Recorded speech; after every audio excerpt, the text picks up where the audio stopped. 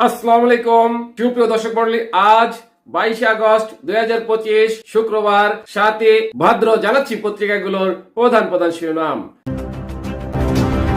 সর্বপ্রথম Ittefaq main heading করছে দেশে চলছে দুষ্টের পালন, শিষ্টের দমন, জিএম কাদের।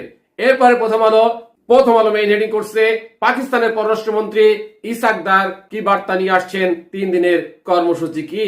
নেক্সট যুগান্তরের মেইন হেডিং মাওয়া এক্সপ্রেসওয়েতে প্রাণ গেল মোটরসাইকেলের 3 আরোহীর।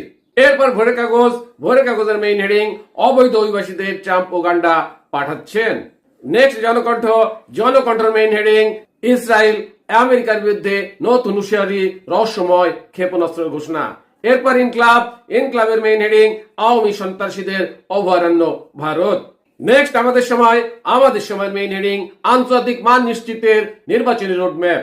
এরপর যাই দিনের মেইন হেডিং প্রাইভেট কারে ধাক্কায় মোটরসাইকেলের 3 আরোহী নিহত। নেক্সট সমকালের মেইন হেডিং ডিম ও সবজির দামে অস্বস্তি। এরপর মানবজমিনের মেইন হেডিং এক প্রকৌশলীর যত সম্পদ।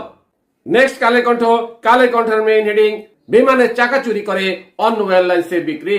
সর্বশেষে আরটিভি নিউজের মেইন হেডিং সেন্ট্রাল ইউনিভার্সিটির প্রথম ভর্তি পরীক্ষা আজ।